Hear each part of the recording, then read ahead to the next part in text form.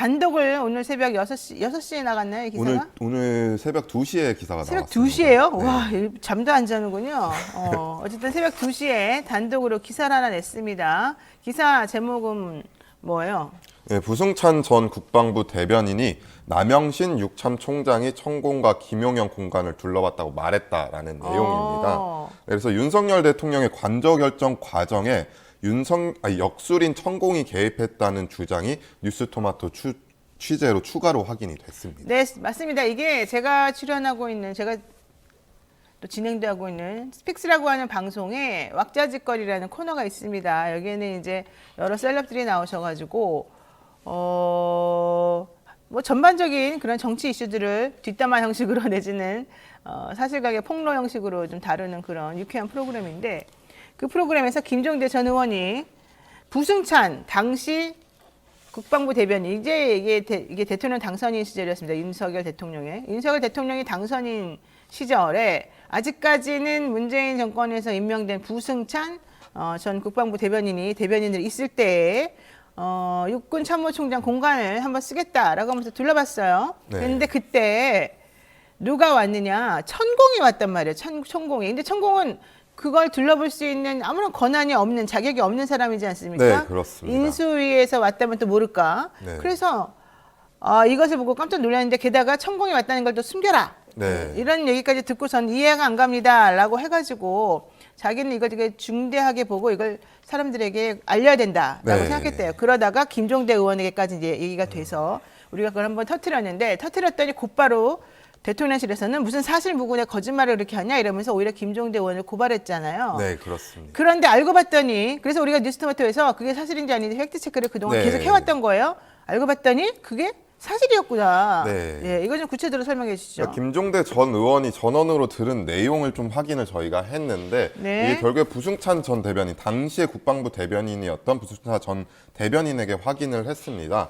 2022년 3월경에 천공과 당시 대통령직 인수위원회 청와대 이전 TF 팀장이었던 김용현 대통령 경호처장, 그리고 윤핵관으로 꼽히는 A 의원이 한남동 육군 참모총장 공관과 서울 사무소를 사전 답사를 했는데, 이것을 공관관리관을 통해서 남영신 당시 육군 참모총장에게 보고가 됐습니다. 그리고 네. 부승찬 전 대변인은 2022년 4월 1일에 육군 미사일 전략사령부 개평식 행사에서 남영신 당시 육군 참모총장을 만나서 이 이야기를 들었습니다.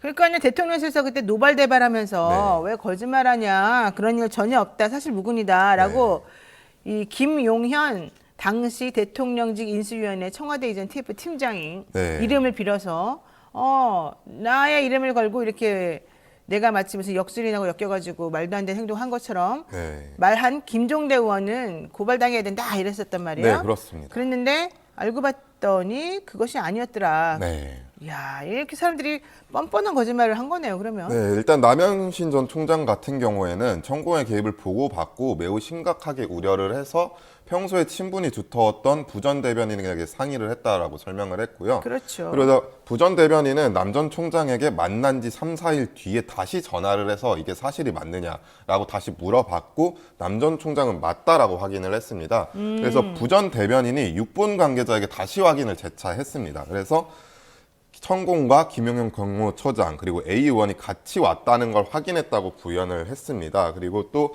용산 대통령실 사정에 정통한 관계자도 이 같은 내용을 취재팀에 전달을 했는데, 2022년 3월경에 검은색 카니발 2대가 들어왔다. 앞차에는 김용현 경호처장과 A 의원이 타고 있었고 뒷차에는 천공이 탔다라고 밝혔습니다. 그런데 김 처장이 뒷차는 그냥 통과를 시키고 출입 기록도 남기지 말라라고 어허. 지시를 했다고 합니다. 그러면 기록에는 안 나와 있겠네요. 네, 기록엔 남아있지 않은 그거 것 어떻게 알아냈어요, 그러면? 이 부분은 계속해서 저희가 부승찬 전 대변인인 걸 확인을 하고 나서 계속 설득하는 과정을 거쳤고, 이 부분은 부전 대변인도 계속해서 확인을 거듭해 왔습니다. 그러니까 내 말은 이제 뒷차는 통과했다는 사실을 기재하지 말아라 이러잖아요. 네. 그러면 뒷차가 갔다는 거를 누굴 통해서 어떻게 알게 됐냐는 이거는 공간 관리인을 통해서 알게 된 사실입니다. 공간 관리인을 네. 통해서. 공간 관리인이 그러니까 그냥 솔직하게 말을 한 거네요. 네, 그렇습니다. 다시 한번 정확히 말씀드리면 2022년 3월에 천공 그리고 김용현 그리고 A 의원 3명이 들어갔다는 거예요. 그렇죠? 네. 3명이 카니발? 네, 검은색 카니발입니다. 검은색 카니발을 타고 들어갔어요. 자, 여기서 그 A 의원이라고 하는 사람은 윤핵관으로 그 당시 엄청 잘 나간 우리도 잘 아는 그 의원인 거죠? 네. 뭐 성이 뭐 기억이나 지우시를 시작합니까? 이름을 밝힐 수는 그럼 말할 없는 수 상황이고, 없습니까? 네, 아직까지는. 좋아요. 네. 어쨌든 윤핵관 뭐 여러분 다 생각하는 바로 그 윤핵관입니다. 윤핵관으로 꼽히는 A 의원과 천공 그리고 김용현 대통령 경호처장 3명이 사전 답사를 했다는 겁니다. 육군 참모총장 공간과 그러니까 육군에서 사용하는 이 서울 사무소를. 네. 왜 천공이 여기에 들어가죠? 역술인이 여기를 왜 들어가는 겁니까? 대통령이 원래 직무 부던 곳은 청와대인데 청와대를 나온다라고 하면서 이전한다면서 1조 원 가량이 들어가는데 1조 원 가량 들어가는 국가 중요한 대사를 역술인인 천공하고 같이 가서 보면서 여기 터 괜찮아요? 이거 쓸만할까요? 여기 들어가면 우리 나중에 문제 없을까요? 이런 걸 혹시 물어봤을까요? 그런 걸 확인한 다음에 천공이라는 사람 혹은 그 역술인이라는 사람이 여기 위험한데 여기 좀 재수가 없는데 여기 들어가면 큰일 나겠는데 이렇게 말했을까요? 그리고 난 다음에 갑자기 그 공간이 외교부 공간으로 바뀌었잖아요. 사용할 수 있는 그 당시의 공간이. 그러면 분명히 그거는 뭔가 위험한 의사결정 과정이 있었을 것이고 그 의사결정 과정에 개입한 사람이 바로 그 천공이라는 거다라고 우리가 이제 합리적으로 그냥 추측을 해보는 거였습니다. 네. 근데 처음에는 이것을 극구 부인했었잖아요. 근데 취재를 엄청나게 열심히 했다고 제가 들었어요. 네. 그랬더니 정말로 털어놨군요. 남영신 전 육군 참모총장이 이 사실을 당시 그 고위 공직자인 국방부 대변인 부승찬에게 털어놨고 부승찬 대변인은 다른 경로를 통해서도 자기가 그 말이 네. 맞는지 한번 또 확인했다는 거잖아요. 네, 그렇습니다. 그거 계속 얘기해 주시죠. 네, 그래서 이제 뭐 해당 증언과 관련해서 뭐 대통령실이라든지 남영신 전 총장 그리고 천공에게 저희가 직접 확인을 해봤습니다. 네. 남 전 총장 같은 경우에는 일단은 소설 쓰지 말아라 이제 잘 모르는 일이다 이렇게 부인을 하고 있는 상황이고 대통령실은 가짜 뉴스다 이렇게 말씀드릴 게 없다라고 얘기를 하고 있고 지난달 29일에 강원도 고성을 찾아서 저희가 천공을 만났는데 천공에게 이제 관련 사실을 확인을 했더니 언론과는 인터뷰를 하지 않겠다라고만 밝힌 상황입니다.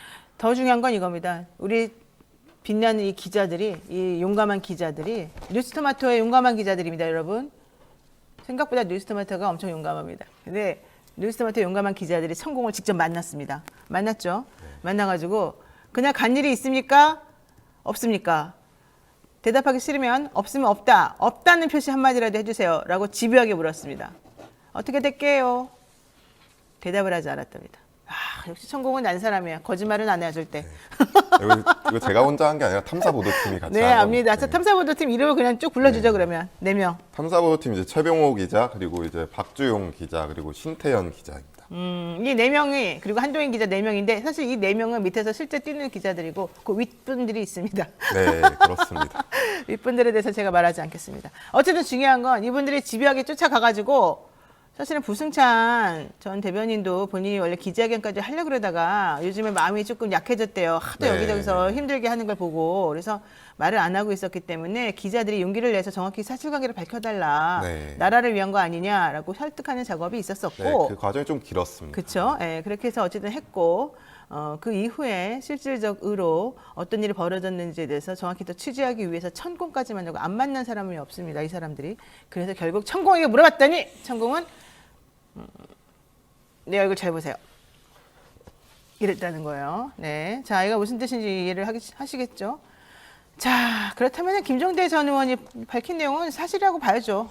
네, 일단 김종대 의원 전 주장 자체는 사실로 봐야 되고 뭐 일단 고위 관계자도 드러났기 때문에 근데 일단 아직 경찰이 남영신 전 총장에 대한 참고인 조사는 진행하지 않아서 좀 상황을 좀 더 지켜봐야 될 것 같습니다. 사실 제가 그때 김종대 의원하고 수사받으러 서울 사이버 수사팀에 들어간 게 꽤 됐는데 그 이후에 진척이 없는데 무엇을 확인하고 있는지 다시 한번 알아봐야 되겠습니다. 자, 앞서 지난해 3월 20일 윤 당선인은 서울 종로구 삼청동 대통령직 인수위원회에서 기자회견을 열고 대통령 집무실을 청와대에서 용산 국방부 청사로 관저는 한남동으로 옮겨서 그해 5월 10일부터 새로운 용산 집무실에서 근무를 하겠다는 계획을 발표했고요. 당시 유력한 관저 후보지는 한남동의 육군참모총장 공간이었습니다. 그런데 그로부터 한 달 뒤인 4월 중순에 갑자기 육군참모총장 공간을 개보수해서 관저로 쓰려고 했던 당초 구상을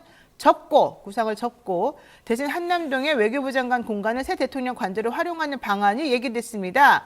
그러면서 왜 그러냐, 왜 의사결정이 바뀌었냐라고 물어보니까 육군참모총장 공간이 건립된 지 오래됐고 보수 소요가 너무 많다라고 얘기를 했죠. 하지만 육군참모총장 공간이 웬만한 것보다 훨씬 더 관리가 잘 돼 있기 때문에 뭐 물이 샌다든지 하는 말도 안 되는 소리는 받아들일 수 없었기에 우리 모두 다 의아하게 생각하고 있었던 거였어요. 근데 알고 봤더니 그 한 달 사이에 천공이 왔다 갔다 하고 흐름을 짚어봤고 이 자리가 좋은 자리냐 아니냐 이런 것도 다 본 건 아니냐 이제 이런 얘기까지 나왔습니다.